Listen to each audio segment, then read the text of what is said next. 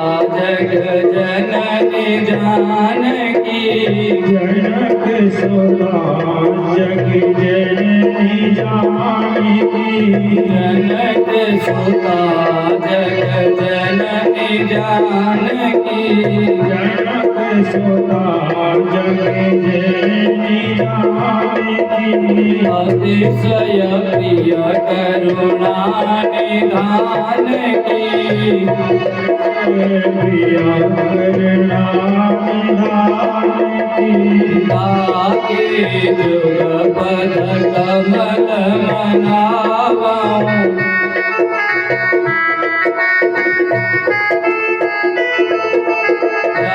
सुख पाने रमन मति पावऊं सुख पावे मति पावऊं मेरो तो आधार सिया राम के चरणार बिंद आधार सीता राम के चरणार मेरो तो आधार सीता राम के चरणार बिंद मेरे तो आधार सीता राम के चरणार राम के चरणार बिंद श्याम के चरणार बिंद राम के चरणार बिंद श्याम के चरणार राम के चरणार बिंद श्याम के चरणार बिंद राम के चरणार बिंद श्याम के चरणार मेरा तो आधार सिया राम के चरणार बिंद मेरे तो आधार सीता राम के चरणार मेरे तो आधार सीता राम के चरणार बिंद मेरे तो आधार सीता राम के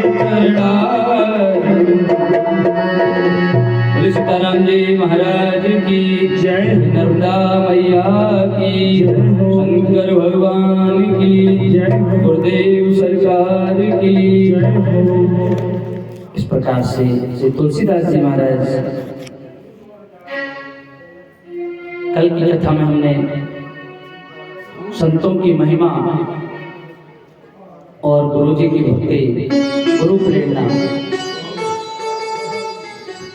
का श्रवण किया। आज भगवान से राम के नाम की महिमा का वर्णन करते हुए आगे बढ़ेंगे। राम के नाम की क्या महिमा है? कहा जाता है कि भगवान श्री राम का तो महत्व अपने आप में है ही। सदैव भगवान अगर मिल जाएं इसमें कोई बड़ी बात नहीं है।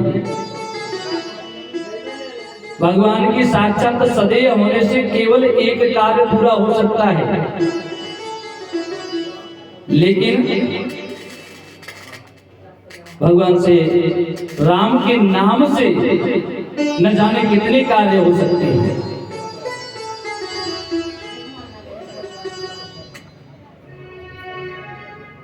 जपहि नामो जन आरती भारी, जपहि नामो जन आरती भारी, मिटहि कुसंकट होई सुखारी, मिटहि कुसंकट होई सुखारी।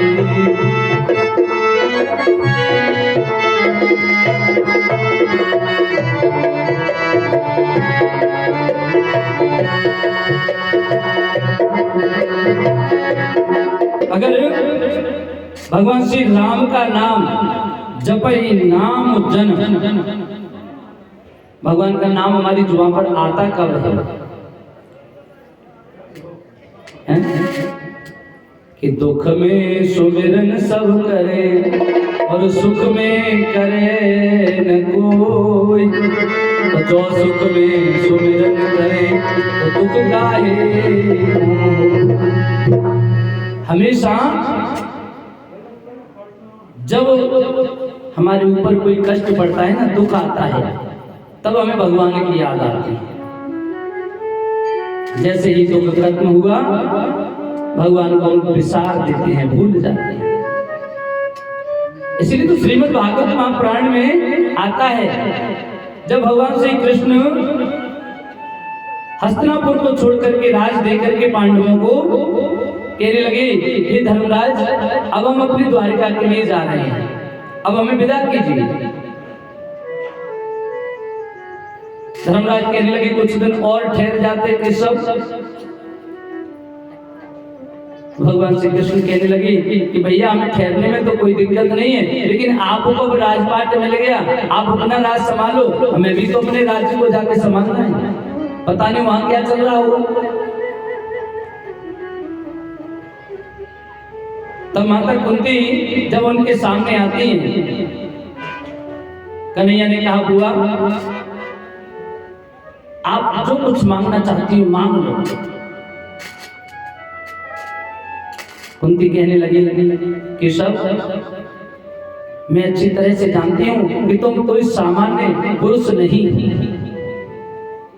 तुम कोई सामान्य पुरुष नहीं हो, तुम तो भगवान हो, इस बात को मैं जान चुकी हूं। कन्हैया कहने लगे, ठीक है, आपने अगर मान लिया कि मैं ईश्वर हूं, मैं भगवान हूं, तो आज आप जो मांगोगी मैं दूंगा, आप मांग लीजिए।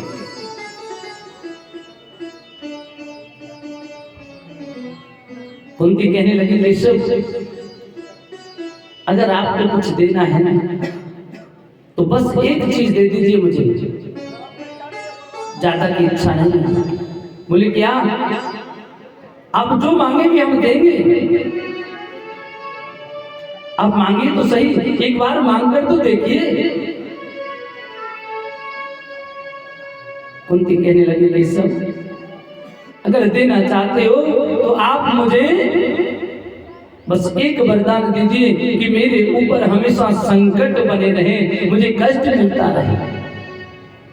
ऐसा कौन होगा जो भगवान से अपने लिए दुख मांगे? हम तो जहां भी जाते हैं हर जगह एक ही कामना करते हैं, भगवान हम सब सुख समृद्धि से रहें, सुख से रहें। लेकिन यहाँ कुंती मैया क्या मांग रही है? कुंती मैया ने सिर्फ और सिर्फ एक ही चीज मांगी कि मैया, कि सब कहने लगे आपने ये क्या मांगा हुआ है? अरे आपके जीवन में आज तक आपने सुख देखा ही कहाँ है? जब से आपने जन्म लिया तब से लेकर आज तक मुझे तो लगता है कि आपने कभी सुख भोगा ही नहीं है।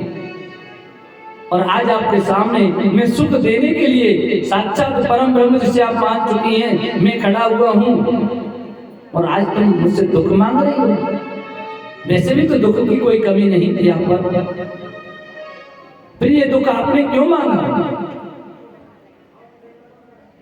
आज कहने लगी है कुंती कि सब ये तुम क्या जानो, मैं जानती हूं जब तक हमारे ऊपर दुख था, जब तक मेरे बच्चों के ऊपर कष्ट रहा, तुम हमेशा इनके साथ साया बन करके रहे, हर वक्त आप इनके साथ बने रहे। लेकिन जैसे इनको राजपाट मिल गया, जैसे इनको सुख मिल गया, आप इनको छोड़ करके जा रहे हैं। जहां कष्ट होता है, जहां दुख होता है, वहां मनुष्य आपको बार बार याद करता रहता है, और आप उसकी सहयोग के लिए वहां निश्चित रूप से खड़े होते हैं। लेकिन सुख में मनुष्य आपको भूल जाता है, तो आप भी उस मनुष्य को भूल जाते हैं। इसलिए ही सब आपको अगर देना है तो मुझे आप कष्ट दे दीजिए।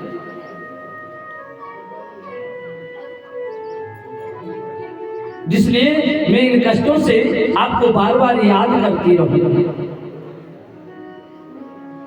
और इधर में तुलसीदास जी महाराज भी वही कह रहे हैं कि जप ही नाम जन आरत भारी। जिस व्यक्ति के पास में बहुत ज्यादा दुख होता है, कष्ट होता है ना, वो भगवान को बार बार याद करता है, वही भगवान को रटता है, जपता है। और जब हम भगवान का भजन करते हैं, उनका जप करते हैं, तो मिटई को संकट होए सुखारी। जितने भी कष्ट, जितने दुख आते हैं वो सब मिट जाते हैं और उसको सुख की प्राप्ति हो जाती है। केवल नाम, भगवान श्री राम का नाम जपने मात्र से अगर व्यक्ति सुखी हो सकता है तो हमें राम की कोई आवश्यकता नहीं। हालांकि राम और नाम दोनों में कौन छोटा कौन बड़ा ये कहते हुए पाप लगने का दोष है।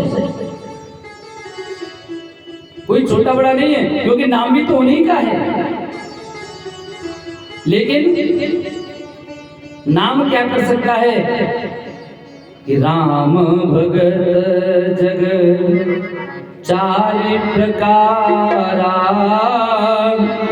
और सुकृति चारु अनघ उदारा।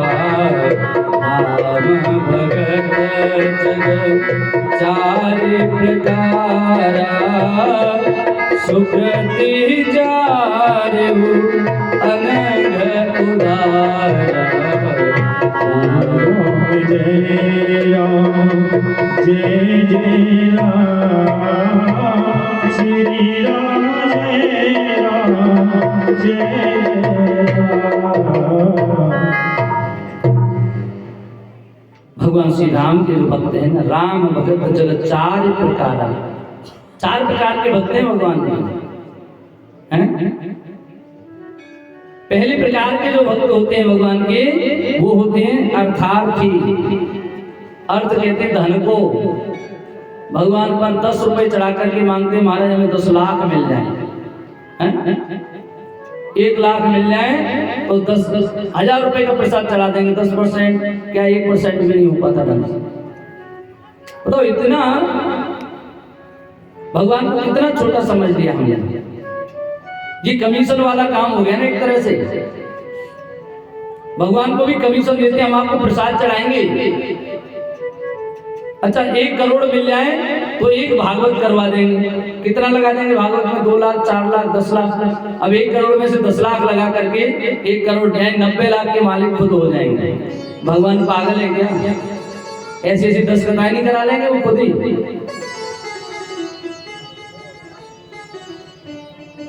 लेकिन हम लोग केवल धन के लिए भगवान का जप करते हैं, उनका ध्यान करते हैं, उनकी भक्ति करते हैं।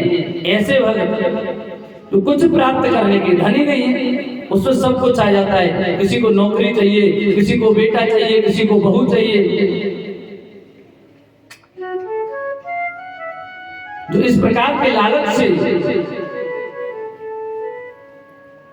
भगवान की भक्ति करते हैं, अर्थार्थी भक्त कहलाते हैं। दूसरे प्रकार के जो होते हैं आर्थ संकट भक्त।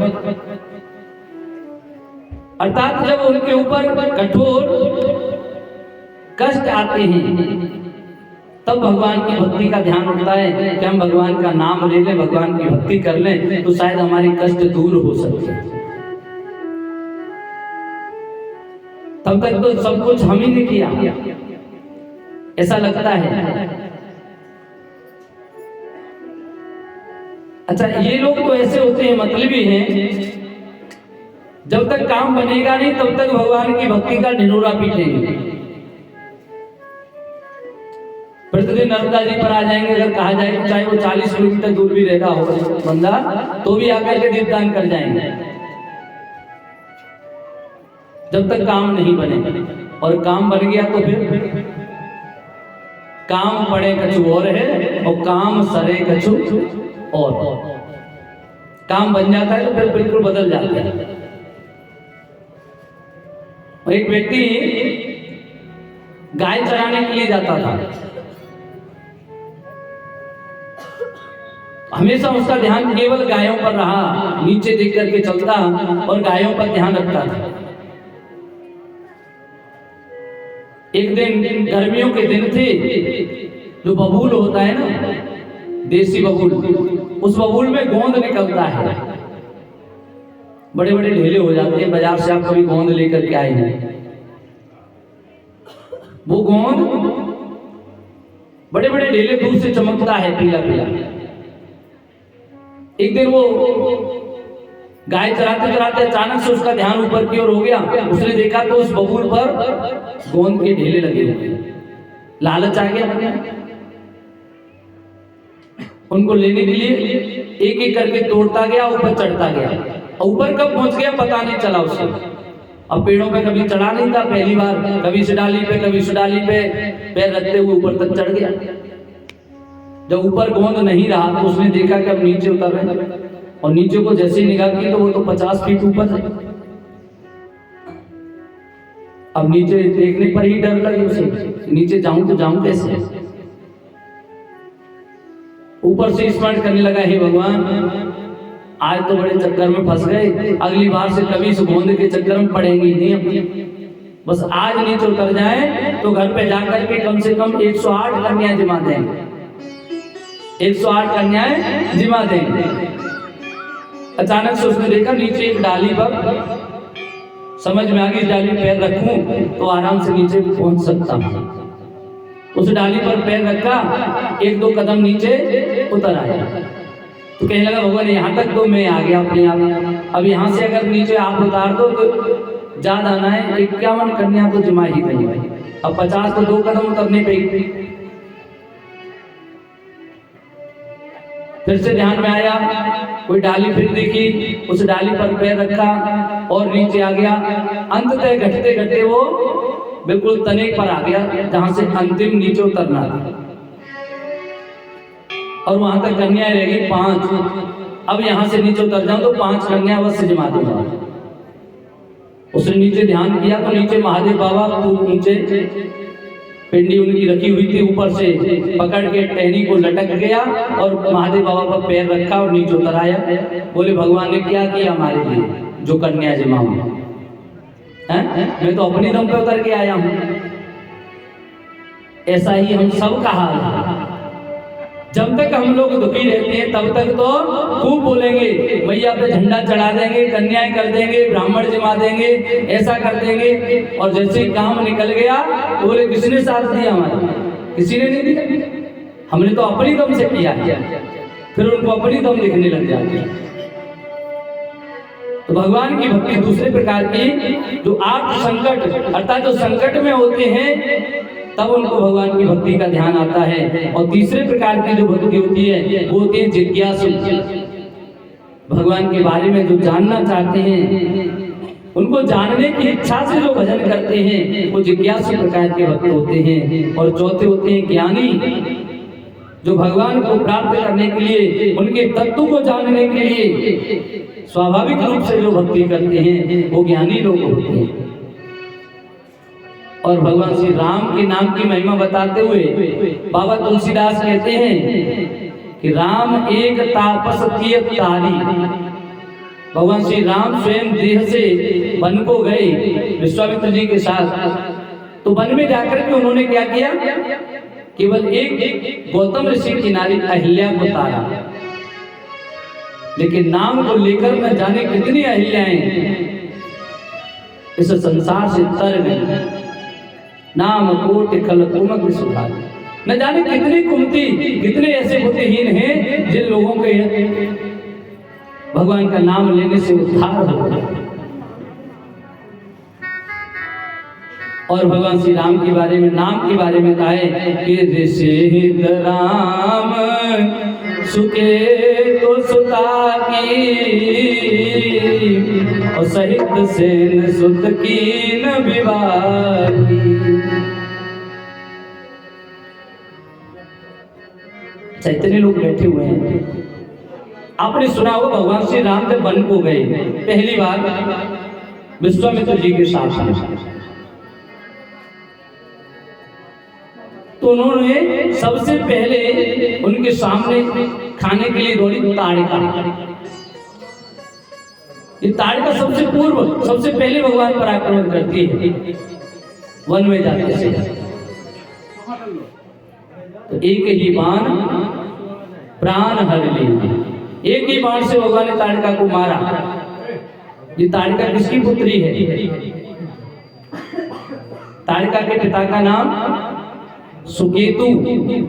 इस सुकेतु नाम के यक्ष की पुत्री है, ऐसी ताड़का का भी भगवान ने उद्धार कर दिया। पूरी सेना के साथ में उसके पुत्र सुबाहु तक को अपने धाम में भगवान ने पहुंचा दिया। ये स्वयं जाकर के किया भगवान ने। लेकिन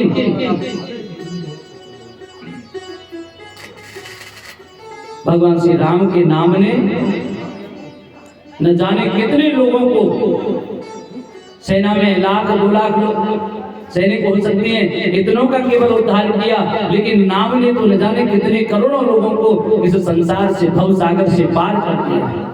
ये राम नाम की महिमा है। इसीलिए भगवान श्री राम ने राम भाग कपि कछुक बटोरे, भगवान राम ने तो बंदर भालू को इकट्ठा करके और तब जाकर के सेत हेतु श्रम कीन थोरे। सेतु बनाने के लिए भगवान श्री राम ने एक पत्थर भी नहीं उठाया कि इसमें लगाया हो, सब बंदर भालुओं ने बना दिया था। और न जाने वहां लंका में कितने लोग पहुंच गए चल करके उसी सेतु के सहारे। लेकिन राम नाम का सेतु ऐसा है, इस सेतु के सहारे से अरबों करोड़ों लोग इस संसार में आते हैं और जो भी उनको ध्याते उनके नाम को, वही इस संसार रूपी समुद्र से पार हो जाता है, इस भव सागर से पार हो जाता है। अच्छा, भव सागर क्यों कहते हैं इसे? संसार सागर कहते हैं ना, भव सागर। तो संसार में और समुद्र में कुछ समानताएं अवश्य हैं। समुद्र में और इस संसार में कुछ समानताएं हैं। ये जो समुद्र है ना, वो भी स्थिर नहीं रहता, उसमें भी लहरें आती हैं जाती हैं, आना जाना लगा हुआ है। ठीक इसी प्रकार से इस मानव जीवन में भी अच्छी कर्म बुरे कर्म, भला बुरा, संसार में आना जाना आवागमन, मन में न जाने कितनी हिलोरें सुबह उठती रहती है।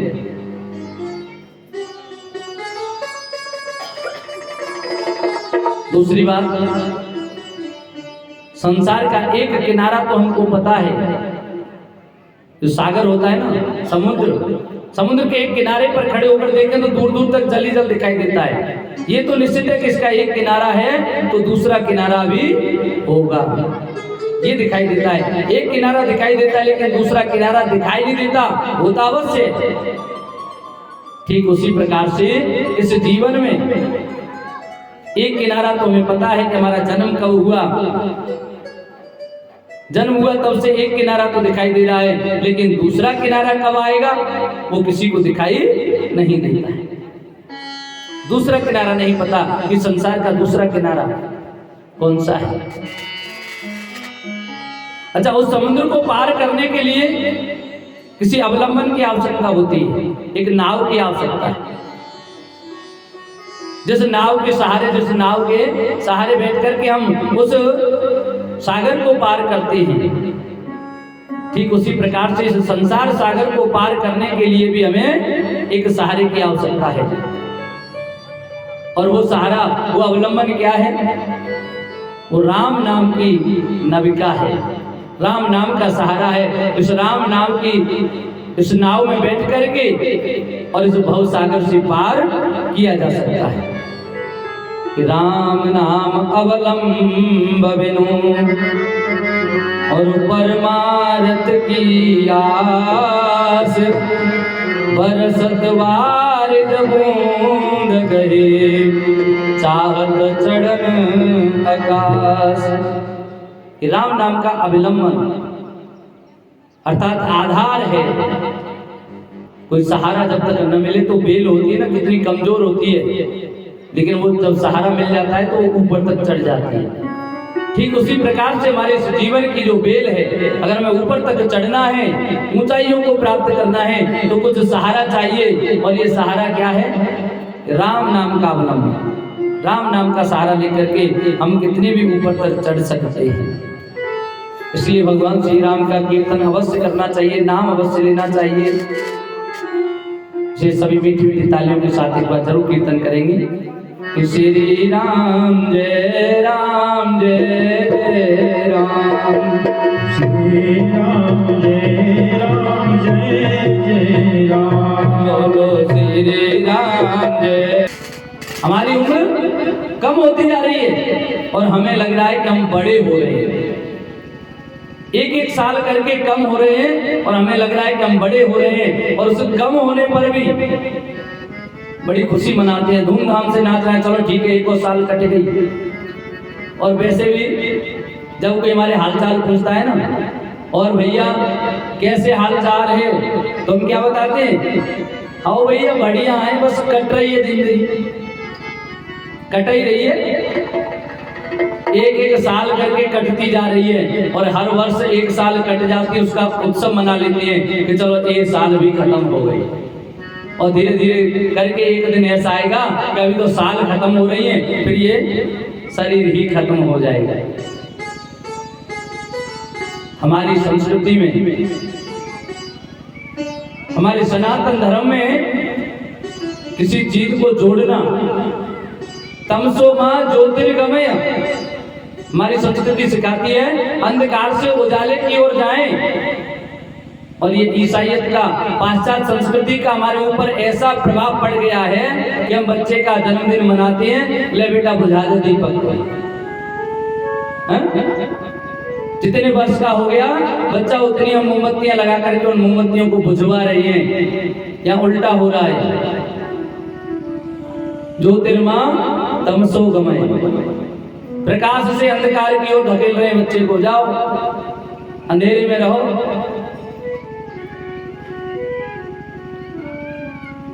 हमें दीपक जला करके रोशनी का प्रतीक, जीवन में रोशनी आए, प्रकाश आए, लेकिन हम वो नहीं देख पाते।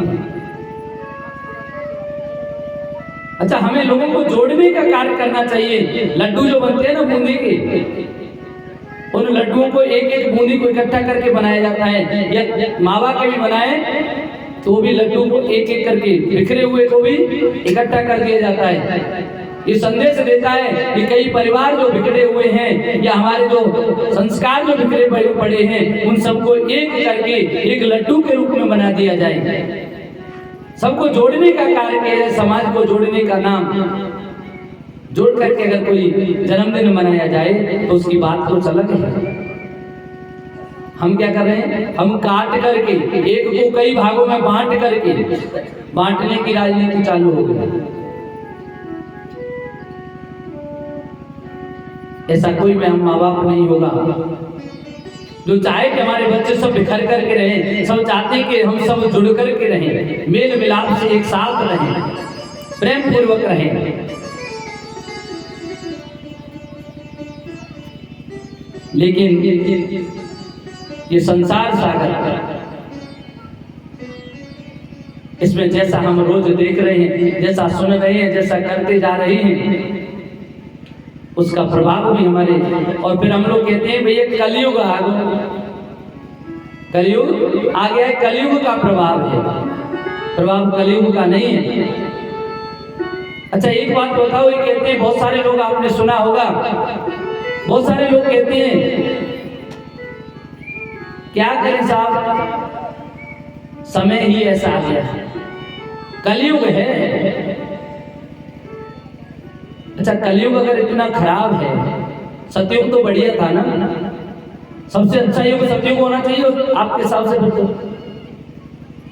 तो सतयुग में भी भगवान को कई बार जन्म लेना पड़ा। अगर इतना ही अच्छा युग होता सतयुग, तो भगवान को बार बार जन्म क्यों लेना पड़ा, क्यों अवतार धारण करने पड़े? नरसिंह भगवान सबसे पहले अवतार धारण किया, वामन का अवतार धारण करना पड़ा, कच्छप का रूप, मोहिनी अवतार, धन्वंतरी अवतार, भगवान के न जाने कितने अवतार हुए हैं, सब सतयुग के अवतार। अच्छा, त्रेता युग अगर इतना बढ़िया होता तो राम जी का अवतार, परशुराम का अवतार क्यों होता? द्वापर युग बढ़िया होता तो भगवान बलराम और कृष्ण के रूप में अवतार क्यों लेते?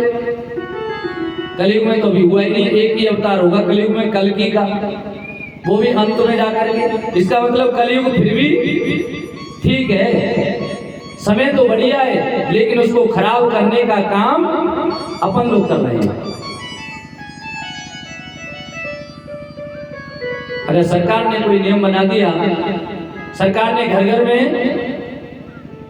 शौचालय बनवा दिए, और फिर भी अगर हम बोतल लटका करके खेत में जा रहे हैं, फिर कैसा समय खराब है?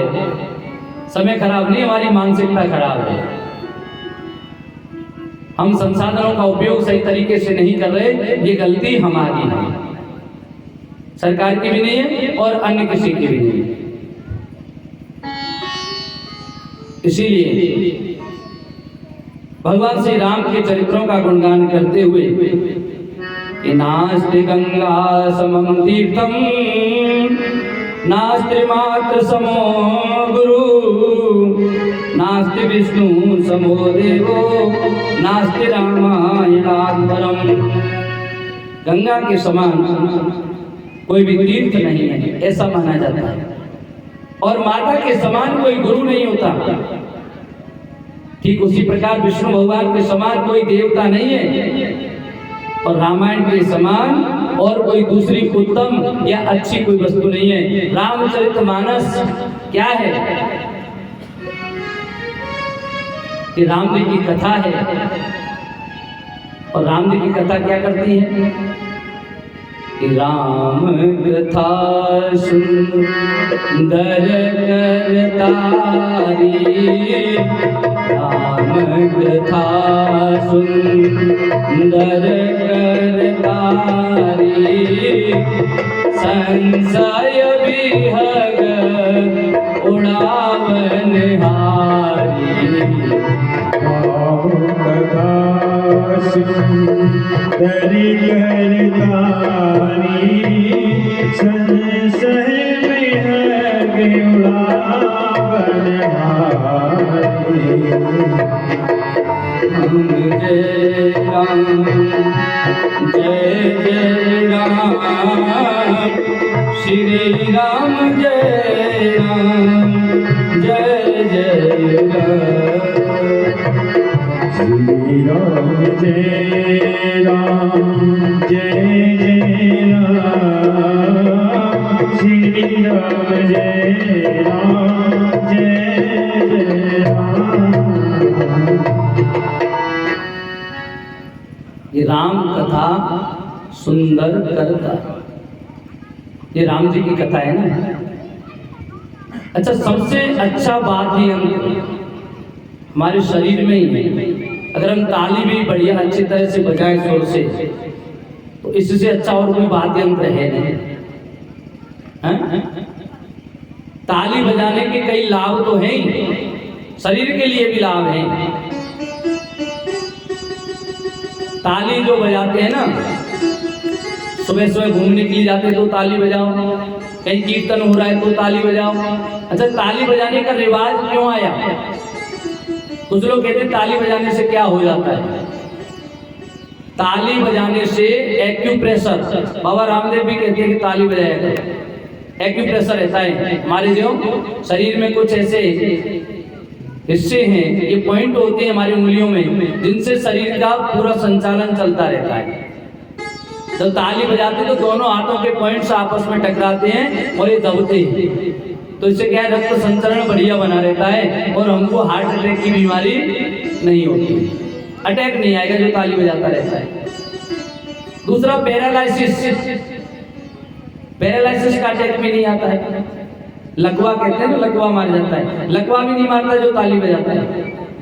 इसलिए कीर्तन में ताली अवश्य बजानी चाहिए, क्योंकि वैसे तो हम लोग बजाते नहीं हैं। घर पे बैठे बैठे ताली बजा तो कोई कहेगा पागल हो गए, बिना बात ताली बजा रहे हो। लेकिन कीर्तन करते हुए सीताराम सीताराम सीताराम कहिए, जाहि वेद राधे राम गाहि वेद रहिए।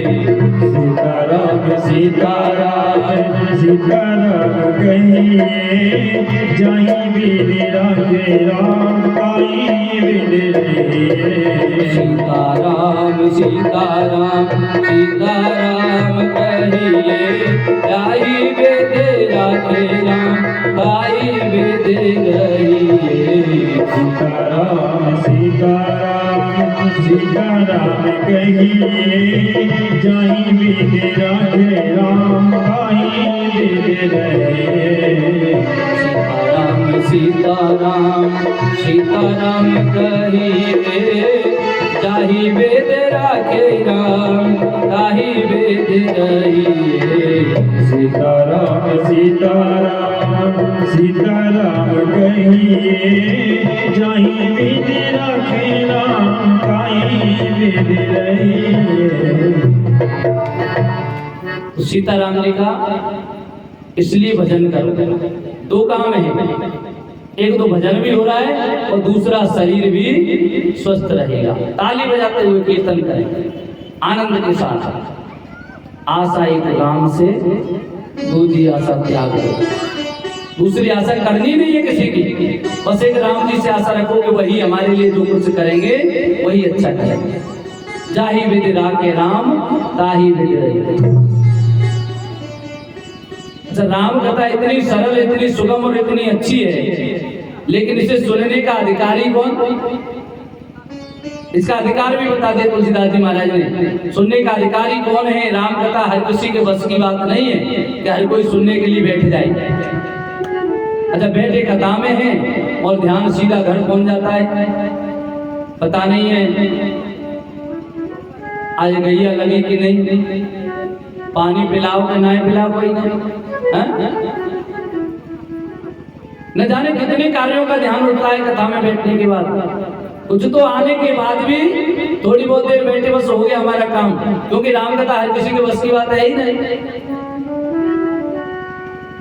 राम कथा के तेई अधिकारी, राम कथा के तेई अधिकारी, जिन्हें कह सत्संगत अति प्यारी। राम जय राम जय जय राम, श्री राम जय राम जय जय राम। राम कथा के तेई अधिकारी, केवल वही अधिकारी है भगवान श्री राम की इस कथा के जिनको सत्संगति से अत्यधिक प्रेम होगा, बहुत ज्यादा प्रेम होगा। जिनको सत्संगति अर्थात संगत से प्रेम नहीं है, जो भगवान की भक्त नहीं है, उनके मन में कभी भक्ति बैठ नहीं सकती, कभी वो बैठ करके कथा सुन नहीं सकता। तुलसीदास जी महाराज ने कहा है कि तुलसी पिछले पाप से और हर चर्चा न सुहाए, ओके तो यहीं पर लड़ मरे, ओके उठ घर को जाए। पुराने अगर पाप हमारे उदय हो जाते हैं ना, तो व्यक्ति को राम नाम भी अच्छा नहीं लगता, हरि चर्चा सुहाती नहीं है। या तो पास बैठे वाले से लड़ाई लड़ेगा, या फिर खड़ा होकर के घर पर चला जाएगा, पक्का नियम है। तो श्रोता भी तीन तरह के होते हैं। एक होते हैं श्रोता, जो वास्तव में ध्यान से कथा को सुनते हैं, जिनका ध्यान पूरी तरह से कथा में रहता है, वो होते हैं श्रोता। और दूसरे होते हैं श्रोता, कथा में आकर के ऊँघते, सो जाते हैं, और कोई बगल वाला जगाएगा, भैया सो रहे, हाँ हम कथा सुन रहे, ध्यान से कथा सुन रहे, हम बहुत ध्यान से सुन रहे हैं कथा।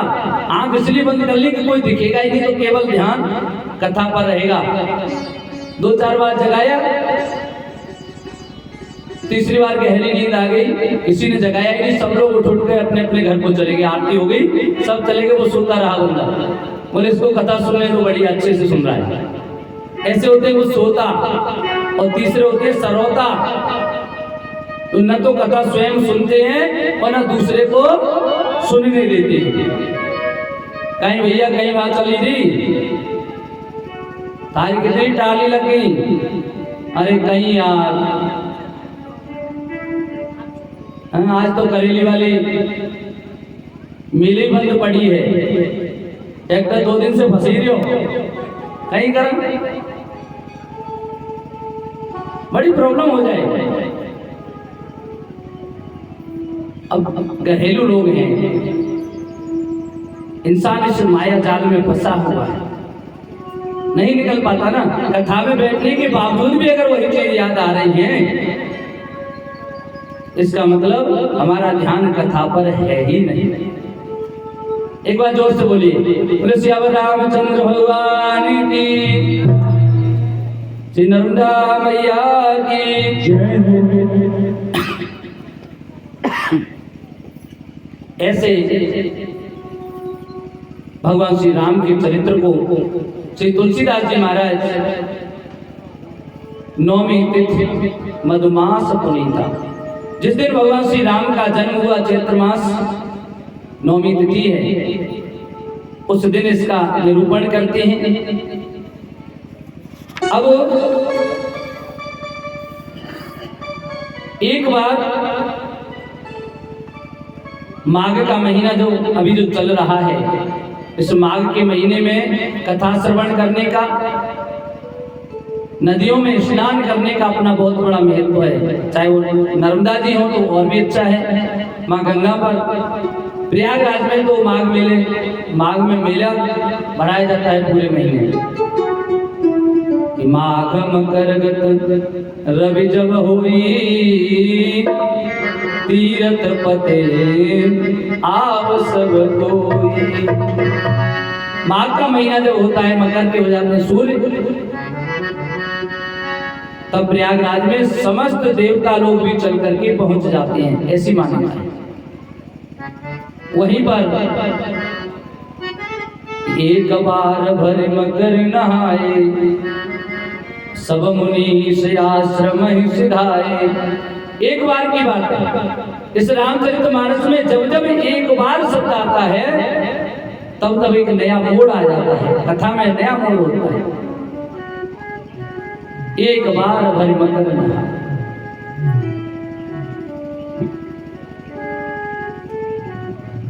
जब मकर शुरू हुए, एक बार की बात है, सभी साधु संत देव धनुज सब इकट्ठे हुए, प्रयागराज में स्नान किया। स्नान करने के बाद सब लोग अपने अपने आश्रम के लिए चले गए, लेकिन जाग बलिक मुनि परम विवेकी। याज्ञवल्क्य जी कैसे हैं? बड़े ही विद्वान ऋषि हैं, और भरद्वाज जी के आश्रम है वहां पर, भरद्वाज राखे पद टेकी।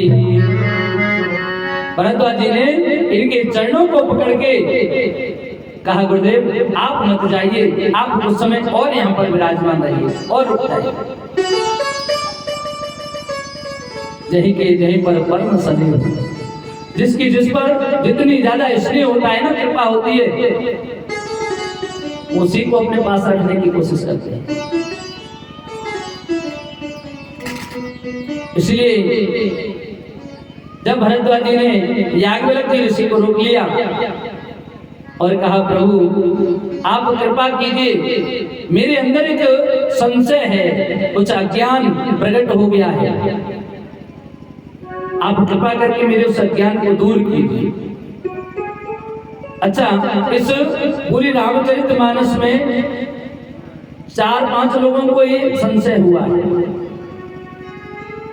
और जिन जिन को संशय हुआ, उस संशय के कारण ही ये रामचरितमानस बनकर के तैयार हो गया।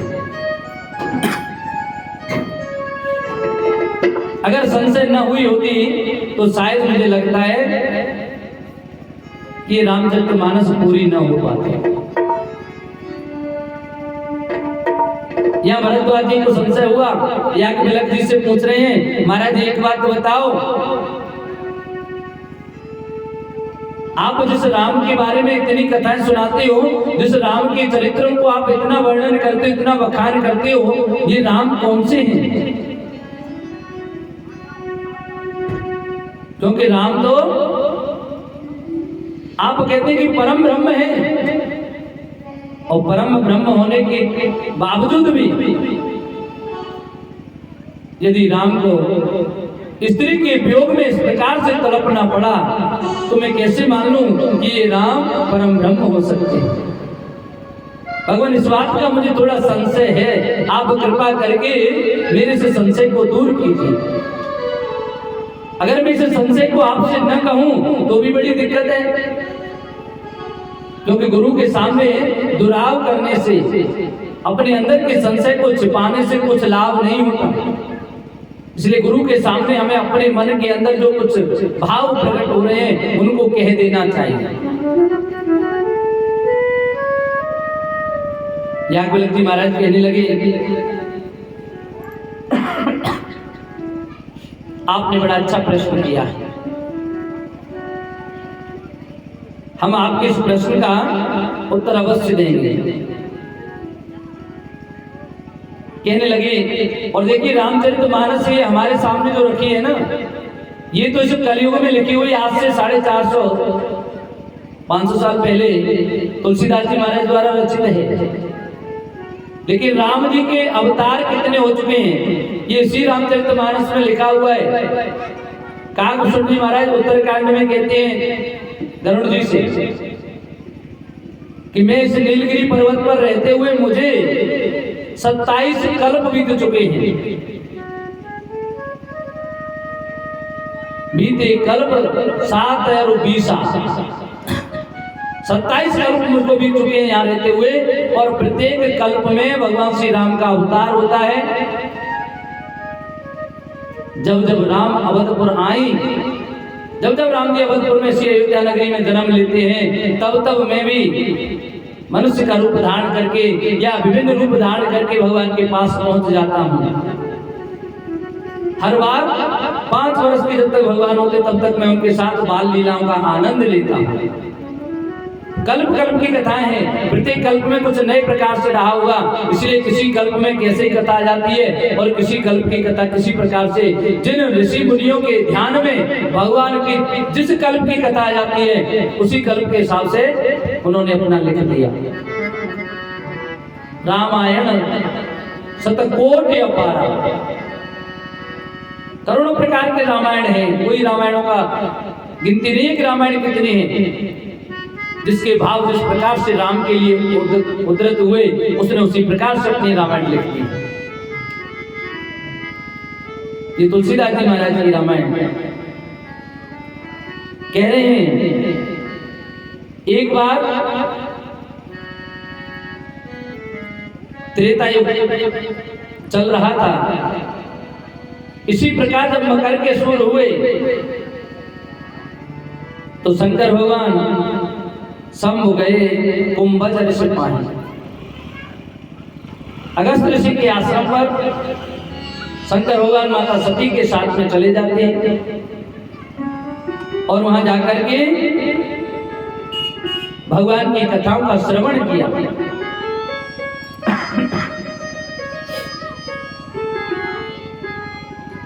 तो शंकर भगवान श्री राम की कथाओं का श्रवण पान बड़े मनोयोग से मनोभाव से करते हैं। यहां जब शंकर भगवान ने भगवान की कथा का श्रवण किया बड़े ध्यान से, लेकिन जो सती मैया गई थी उनका ध्यान कथा पर नहीं था। अगर ध्यान से कथा सुनी होती तो उनके मन में संशय न आता। शंकर भगवान जो स्वयं देवादिदेव हैं, महादेव हैं, जिस राम कथा को उन्होंने अपने हृदय में बंद करके रखा, हर किसी को सुनाने वाली चीज थी नहीं। क्यों कोई अधिकारी जानी, जो इसका अधिकारी होता है, और अधिकारी कौन? राम कथा के तेई अधिकारी जिनके सत्संगत अति प्यारी। थोड़ी बहुत नहीं, बहुत प्यारी हो, अति प्यारी हो। वही अधिकारी हैं भगवान श्री शंकर भगवान ने जब देखा इनको सत्संगति बहुत प्रिय है, तब उन्होंने राम कथा को अपने हृदय से निकाल करके और मैया के सामने कहा है, पार्वती मैया के सामने।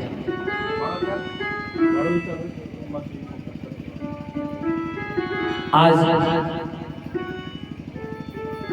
मैया ने ध्यान नहीं दिया कथा पर, श्रवण तो किया लेकिन एक तरफ से सुना और दूसरे से निकाल दिया, हृदय आगम में कथा नहीं की।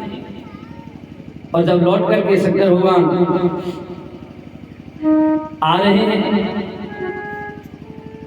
मैया भी साथ में है, भगवान सोचते जा रहे हैं कि श्री राम का अवतार हो चुका है, मनुष्य अवतार सब लोग जानते हैं, लेकिन अगर मैं महादेव जाकर के उनको प्रणाम करूं, सब लोग जान जाएंगे कि भगवान है, फिर उनको नर लीला करने का वो आनंद नहीं आएगा। इसलिए किसी को पता भी न चले और हमारी अपनी मुलाकात हो जाए, उनसे नमस्कार प्रणाम हो जाए, ऐसा कुछ कर लें। उसी समय पर उन्होंने देखा कि दंडकारण्य वन में भगवान श्री राम सीता हरण के कारण मां जानकी के वियोग में रोते हुए, बिलखते हुए, उनका अन्वेषण करते हुए, खोजते हुए घूम रहे हैं। पहचान लिया महादेव ने, दूर से ही हाथ जोड़ करके शीश झुका लिया, नमस्कार किया, लेकिन मां को तो पता ही नहीं था ना, कथा को ध्यान से सुना ही नहीं था। जब महादेव जी को भी और ऐसे बिलखते हुए राजकुमारों के सामने हाथ जोड़कर प्रणाम करते हुए देखा, तो मैया कहने लगी, भगवान आप ये किसको प्रणाम कर रहे हो? शंकर भगवान कहने लगे, ये साक्षात परम ब्रह्म वही राम है जिनको हम हर वक्त अपने ध्यान में रख रहे हैं, जिनको हम जप करते रहते हैं। मैया सती कहने लगी, नहीं ऐसा नहीं हो सकता कि मुनि धीर जोगी सिद्ध संतत विमल मन जेहि ध्यावहि, और कहे निगम पुराण आगम जासु कीर्ति गावहि। अच्छे अच्छे ऋषि मुनि संत निगम आगम निगम पुराण वेद सभी जिनके गुण गाता हो, जिनको सबसे अगम बताता हो,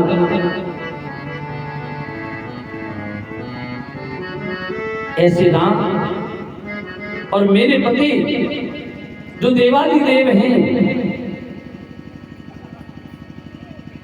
ये राम वो नहीं हो सकते, क्योंकि ये तो एक स्त्री के वियोग में इस तरह से बिलख रही है। ऐसा बिलखता हुआ स्वयं जगदीश्वर नहीं हो सकता है। शंकर भगवान ने बहुत समझाया कि वही है। अच्छा एक बात बताओ, पत्नी का काम क्या है? पत्नी का काम है पति की बात को मान लेना, और आधुनिक पत्नियां तो क्या पति की बात मानेगी? जब मैया सती जो शंकर भगवान की पत्नी है, जो जगत माता है, जगत जननी है, उन्होंने शंकर भगवान की बात नहीं मानी। उनको पता है कि मेरे पति देवादिदेव हैं, ये कभी झूठ नहीं बोलते, ये जो बात कह रहे हैं वो अटल सत्य है। ये सब जानने वाली सती भी अगर अपने पति की बात नहीं मानती हैं, तो उनको भी संसार में किस प्रकार का दुख उठाना पड़ा, उनको भी पति का वियोग सहना पड़ा। इसलिए हर माता बहनों से मेरा निवेदन है, उनके पति जो कहते हैं उनकी बातों पर निश्चित रूप से हमें अमल करना चाहिए, बात अवश्य माननी चाहिए। आज शंकर भगवान कहने लगे कि अगर तुमको विश्वास नहीं हो रहा, जो तुम्हारे मन अति संदेह हो, अगर आपके मन में अभी भी संदेह है, मेरी बात भी आप नहीं मान रही हो, तो किन जाई परीक्षा ले, चली जाओ, आप जाकर के परीक्षा ले लो। जैसे आपके मन में विश्वास हो जाए वैसा कर लो। अब तो मैया का मन बड़ा प्रफुल्लित हो गया कि मुझे परीक्षा के लिए बोल दिया भगवान ने। चलिए हम परीक्षा ले लेते हैं। और ये परीक्षा लेने के लिए भी इन्होंने क्या किया, परीक्षा लेने के लिए इन्होंने माता सीता का ही रूप धारण कर लिया। और माता सीता का रूप धारण करके जैसे ही भगवान श्री राम के सामने पहुंची, भगवान राम तो अंतर्यामी है, उन्होंने पहचान लिया और पूछ लिया, मैया आप अकेली कैसे, कहां वृषकेतु, वृषभ की सवारी करने वाले भगवान शंकर कहां हैं? मैया कहने लगी उन्होंने पहचान लिया मुझे, अब क्या करूंगा? मैया ने भी हाथ जोड़े और नमन करके चलने लगी। लेकिन भगवान राम कहने लगे कि इनको लगेगा ये वैसा ही कोई राम है, कुछ तो कर्तव्य दिखाना चाहिए। और इधर शंकर भगवान जाकर के एक वट वृक्ष की छाया में बैठ गए, बोले आप परीक्षा ले लो, हम तब तक बैठे आप आ जाना। और शंकर भगवान ने क्या कहा कि हो यही सोए जो राम रचि राधा, हो कर तरक बढ़ावहि साधा। श्री राम जय राम जय जय राम, श्री राम जय राम जय जय राम। अच्छा हम लोग क्या करते हैं, ये रामायण इतना सरल है, जो लोग जानते नहीं है उनके लिए, जानते हैं उनके लिए तो बहुत कठिन है, जो नहीं जानते उनके लिए इतना सरल है रामायण। इसी चौपाई को कम से कम दिन में 20 बार बोलते होंगे, होगा वही जो राम रच राखा, होगा वही जो राम रच राखा। सुबह जगे और सबसे पहले जागते से होगा वही जो राम रच राखा। अरे भैया कर्म प्रधान विश्व कर राखा, ये भी उसी में है, इसी रामचरितमानस में लिखा है, कर्म प्रधान विश्व कर राखा, और जो जस करई तस फल जाका। जो जैसा करता है वैसा फल भी उसको मिलता है, भोगना पड़ता है, कर्म प्रधान है। लेकिन हम लोग सुबह से ही कहने लग जाते हैं होगा वही जो राम रच राखा। हाँ होता तो वही है, लेकिन सबसे पहले हमको अपना कर्म तो करना है। शंकर भगवान ने ये बात कब कही, जब सती मैया बिल्कुल भी बात को नहीं मानी, बहुत देर तक उन्होंने समझाया, अंत में आकर के कहा। और हम शुरुआत में कह देते हैं कर्म के कार्य को करने से पहले ही चलो करो तुम, तो जो कुछ होगी सो देखी जाएगी, राम करेगी सो होगी। इसी का सिंपल अर्थ होता है राम करेगा सो होगी।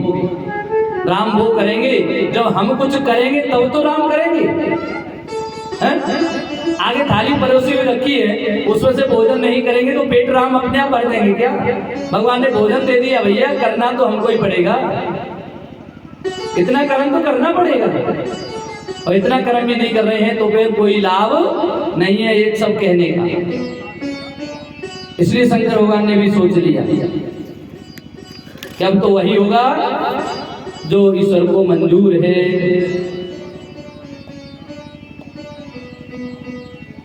आज भगवान श्री राम ने अपनी माया दिखाई, तो मैया को क्या देखा, चारों तरफ मैया को अनेकों महादेव जी दिखाई दे रहे हैं, अनेकों विष्णु भगवान, अनेकों ब्रह्मांड दिखाई दे रहे हैं चारों तरफ। मैया का दिमाग चक्कर खा गया और अचेत होकर के गिर पड़ी है। और जब दोबारा से आंखें खोली तो वहां कुछ भी नहीं। मैया समझ गई कि जैसा महादेव जी ने कहा था बिल्कुल वही ठीक है। और जब लौट करके आई और आकर के कहा, महादेव जी ने पूछा ले ली परीक्षा? बोले हाँ। बोले कैसे ली? बोले महाराज हमने भी जैसे आपने प्रणाम किया वैसे हम भी प्रणाम कर लिए। बाद में हमको पता समझ में आ गई थी बात हमारे में कि अब आप कह रहे तो कोई झूठ थोड़ी ना कहोगे, इसलिए हमने आपकी बात मान ली। अच्छा माननी होती तो उसी समय मान गए होते बातें। ये तो कब मानी जब बिल्कुल हो गया पानी का पानी और दूध का दूध, तब जाकर के मानेंगे बात। यहाँ वास्तव में ये भगवान है, परम ब्रह्म है। तब शंकर भगवान समझ गए, जब दिव्य दृष्टि से देखा है पता चला इन्होंने तो मेरे आराध्य देव की पत्नी माता जानकी का स्वरूप धारण किया। और जिस रूप में जानकी जी के रूप में जब ये आई हों तो हम अब इनको अंगीकार नहीं कर सकते, इन्हें स्वीकार नहीं कर सकते। इसलिए शंकर भगवान ने साथ तो ले लिया मैया को, लेकिन इनसे बात नहीं कर रहे। और कैलाश पर्वत पर आकर के भगवान का ध्यान करते हुए कई युगों के लिए ताली लगा करके बैठ जाते हैं। इधर मैया ने विचार कर लिया,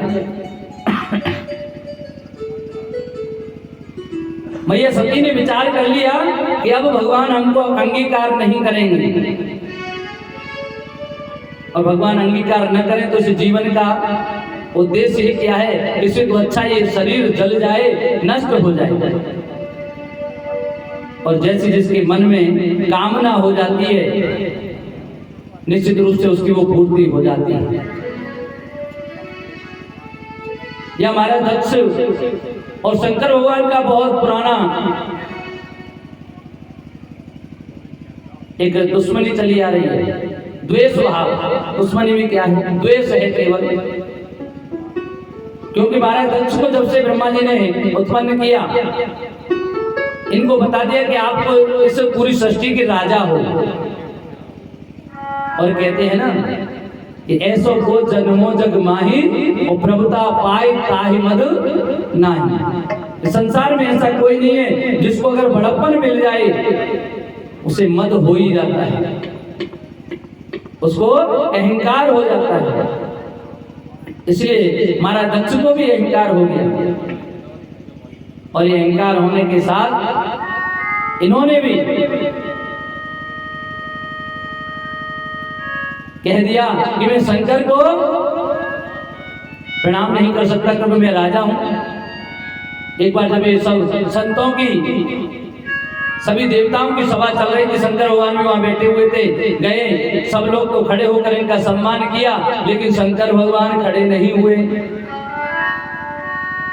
महाराज दक्ष ने कहा कि ये खड़े क्यों नहीं हुए? देखो मेरा दामाद है, आखिर में तो मैं इसका ससुर लगता हूँ, और ससुर के सामने ये ससुर की इज्जत नहीं कर रहा, कैसा है? वास्तव में ये तो अवगड़ी है। आखिर ये क्या जाने भभूति रमाने वाला, किसी का मान सम्मान क्या होता है?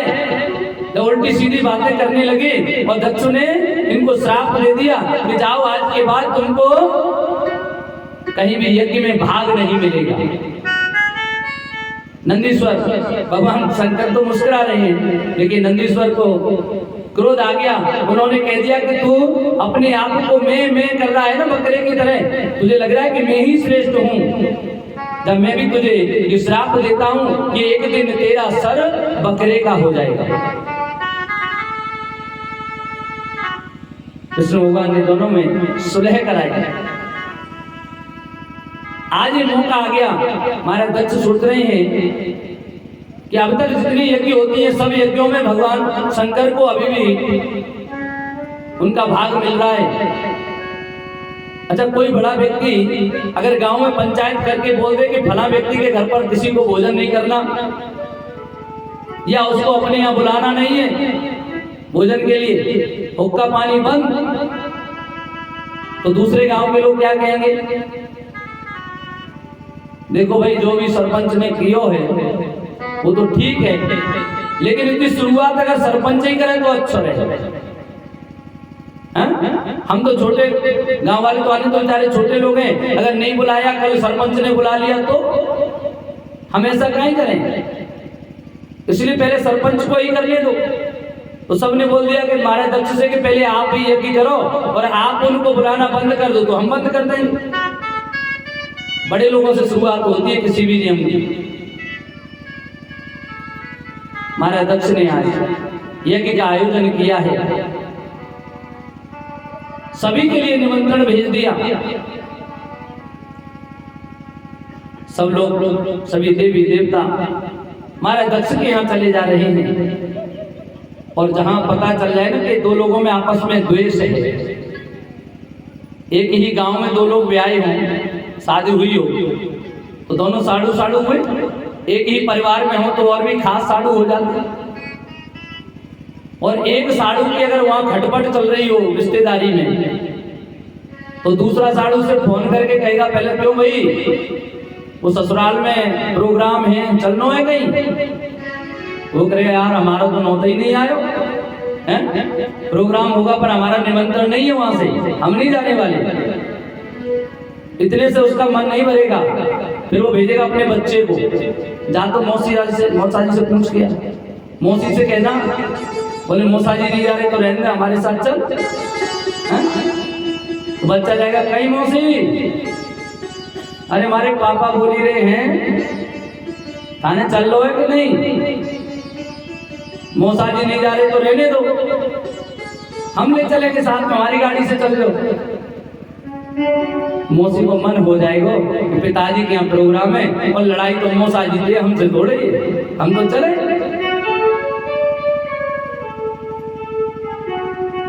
अच्छा फिर वो पूछेगी काहे तुम नहीं जा रहे, तो फिर हम ही चले जाएंगे। और काहे की लड़ाई है पिताजी थे तो मैं तो बाबरे है गए। उस समय तो पत्नी को ये लगता है कि मुझसे ज्यादा होशियार कोई संसार में है ही नहीं। बहुत समझाया, शंकर भगवान के पास सती मैया पहुंच गई। शंकर भगवान ने बहुत समझाया कि आप रहने दो, मत जाओ, लेकिन नहीं मानी। कहने लगी देखो ऐसा है, लड़ाई आपकी है, हम पिताजी के घर क्यों न जाएं? शंकर भगवान कहने लगे वैसे तो आपकी बात सही है, चले जाओ कोई बात नहीं है, क्योंकि माता पिता भगवान और गुरु के घर पर बिना बुलाए भी चले जाना चाहिए। यद्यपि मित्र प्रतु गुरु गृह, बिना बुलाए भी चले जाओ तो कोई दिक्कत नहीं होती। जाए या बिनु बोले हूँ न समझे, कोई समझे नहीं, बिना बुलाए चले जा रहे हैं। लेकिन तदपि विरोध मान है कोई, अगर वहां जाने से अगर कोई हमसे कोई विरोध मांगता है, कोई बुरा मान जाता है, कोई विरोध कर रहा होता है, तो ऐसे स्थान पर कहाँ गए कल्याण न हो। ऐसे स्थान पर जाने से हमारा कभी कल्याण हो ही नहीं सकता।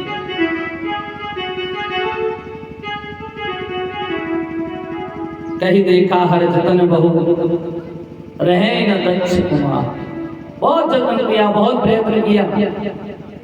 भाई ऐसा है आप मान जाओ, लेकिन दक्ष कुमारी, यहाँ दक्ष कुमार क्यों आया? सती मैया, क्योंकि उधर दक्ष भी हटीला है और यहाँ उनकी बेटी भी हटीली हो रही है।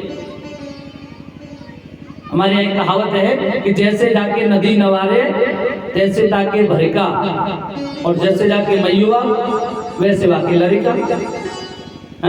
माँ बाप की तरह ही तो बच्चे हो जाते हैं। बाप जब हटीला है, जिद्दी है, तो बेटी भी जिद्दी है, हटीली है। इसीलिए शंकर भगवान कुछ मुख्य जो गण थे उन गणों को भेज दिया और कह दिया कि आप चले जाओ सती के साथ में और इनको इनके पिता के यहाँ यज्ञ में शामिल करके और लेकर के साथ ही आ जाना। उधर से भेज तो दिया, लेकिन एक गड़बड़ हो गई। क्या गड़बड़ हुई कि पिता भवन जब गई भवानी, दक्ष त्रास काहु न सन्मान। महाराज दक्ष की इतना क्रोध, इतना त्रास, जब पिता के भवन पर जब घर पर पहुंची हैं तो किसी ने भी उनका सम्मान नहीं किया, सबने मना कर दिया, हम इनको अपने साथ नहीं रख सकते हैं, किसी ने भी सम्मान नहीं किया। तब सादर भले मिली एक माता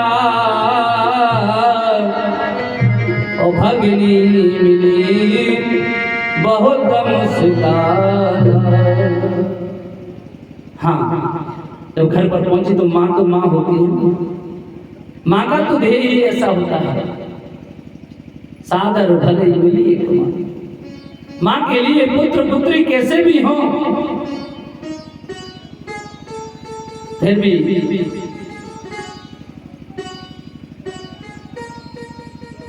माँ उनको हृदय से प्रेम करती है।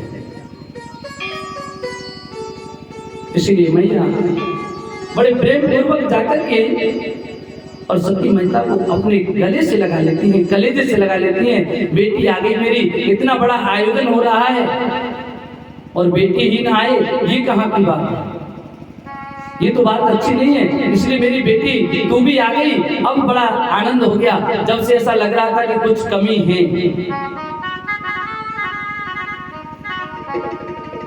बाकी की कन्याएं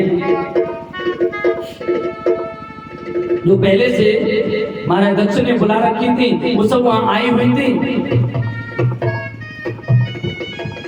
और आकर के बार बार कह रहे हैं सती मैया से, महीना मिली बहुत मुस्कुराता। एक होता है केवल मुस्कुराना, हंस जाना, हल्का सा हंसना, ये एक प्रेम का प्रतीक है। किसी को देख करके मुस्कुराहट चेहरे पर आ जाए, इसका मतलब बड़े प्रेम से मुस्कुरा रहे हैं, बड़े प्रेम से मुलाकात हो रही है। लेकिन वहीं जब बार बार किसी की तरफ इंडिकेट करके, किसी की तरफ देख करके और बार बार अगर कोई मुस्कुराए, एक कुटिल हंसी आगे पिताजी ने तो लिवाने नहीं भेजा, फिर भी आ गई। इसका मतलब अपमानित करने वाला भाव है, वो प्रेम वाला भाव नहीं था। बहन बाकी की बहनें मिलकर के अकेली सती मैया का इतना बड़ा अनादर करती हैं। मैया के मन में वहीं से कुछ संशय बैठ गया और जब यज्ञशाला की ओर बढ़ी, जाकर के देखती हैं तो इस यज्ञशाला में भगवान शंकर के लिए किसी प्रकार का कोई स्थान है ही नहीं, कोई स्थान नहीं दिया गया है। सोचने लगे हैं, यद्यपि जगदा रुन दुख नाना, सब ते कठिन जाति अवमाना। हरि हर निंदा सुनहि जो काना, होए पाप गो घात समाना। यद्यपि जग दुख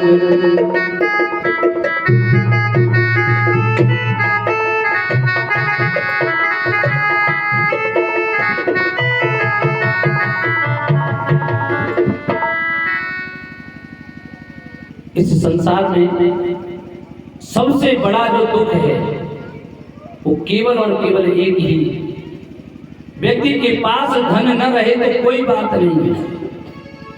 कबीरा ये जग निर्धना धनवंता नहीं कोई, संसार में कोई धनी नहीं है, सब निर्धन है। जब से जन्म लेता है व्यक्ति तब से धन के पीछे भागता है, धन धन धन।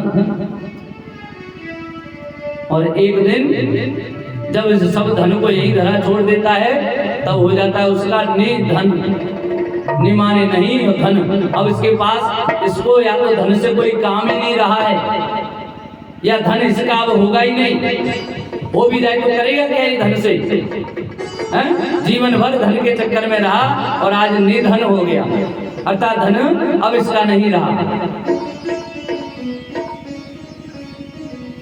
धन न रहे तो कोई बात नहीं, लेकिन इस संसार में सबसे बड़ी बात किसकी होती है?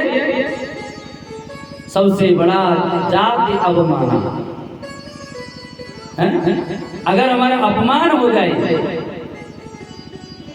संसार में, समाज में कहीं भी अगर अपमान हो जाता है तो उससे बड़ा कोई हमारे लिए दुख भरी कोई बात हो ही नहीं सकती। सबसे बड़ा जो दुख का कारण है वो है अपमान होना। इसलिए हमें समाज में बैठे हुए कभी भी किसी का भी अपमान नहीं करना चाहिए। आज जैसी मैया ने देखा शंकर भगवान का तो कोई वहां भाग ही नहीं है। बोले रामचंद्र भगवान की जय, बालकृष्ण भगवान की जय। आपके बीच में एक और वक्ता के रूप में यदि विराजमान है। अभी तक तो आप केवल मुझ जैसे कौवे की काँव सुन रहे थे, है ना? अब आपके बीच कोयल जैसी बोली में आपको कथा श्रवण कराने के लिए दूसरे वक्ता भी पधार चुके हैं। 5 मिनट में मैं थोड़ा कथा को एक ठिकाने तक लगा दूं, उसके बाद अपन श्रवण करेंगे कथा का। आइए। बोले व्यास जी महाराज की, नर्मदा मैया की। माता जब सती मैया देखते हैं कि मेरे पति का यहाँ बहुत बड़ा अपमान हुआ है और ये हमारे समाज की एक ऐसी व्यवस्था है, पत्नी अपना अपमान सह सकती है लेकिन अपने पति का अपमान नहीं सह सकती। और जो पत्नी अपने पति का एहसान अपमान सुनकर भी अगर चुप रह जाती है तो वो फिर पतिव्रता तो हो ही नहीं सकती किसी भी कीमत में। इसीलिए मैया ने देखा कि यहाँ तो मेरे पति का अपमान हो रहा है, तुरंत वहीं यज्ञशाला में सबको सूचित कर दिया कि अब इस का जो परिणाम है वो मेरे पिता को भी भुगतना ही पड़ेगा। और ऐसा कहकर के मैया ने अपना शरीर है वो योग अग्नि में वहीं पर भस्मीभूत कर दिया। और जब ऐसा उन गणों ने देखा, भगवान शंकर के जो 7 भेजे हुए गण थे वहां उत्पात मचाने लगे। उसने जाकर के शंकर भगवान से सूचना दी कि प्रभु मैया ने अपने शरीर को अग्नि में जलाकर के भस्म कर दिया है। बस फिर क्या था, उसी क्षण भगवान शंकर ने अपने शीश से एक जटा लेकर के धरती पर पटकी, जिससे वीरभद्र का अवतरण हुआ। बोले वीरभद्र भगवान की जय। और इन्होंने आकर के महाराज दक्ष की यज्ञ को विध्वंस किया और इनका सर काट के उसी हवन कुंड में होम कर दिया, स्वाहा कर दिया। जब विष्णु भगवान ने जाकर के शंकर भगवान से कहा कि अगर इस तरह यज्ञों का विध्वंस देवता ही करने लग जाएंगे तो फिर कैसे काम चलेगा। तब शंकर भगवान ने स्वयं आकर के यज्ञ को पूर्ण कराया है और महाराज दक्ष के जो धड़ रह गया उस पर बकरे का सिर लगाया गया। इसलिए इनका नाम अज हो गया। अजा कहते हैं बकरी को और अज माने बकरा, है ना, इसलिए इनका नाम अज हो गया। और इस प्रकार से यज्ञ पूर्ण हुआ। माता का अगला जन्म माँ पार्वती के रूप में होता है, क्योंकि समय भी कम है हमारे पास और अगले वक्ता का भी कथा का श्रवण करना है, उनका भी समय है।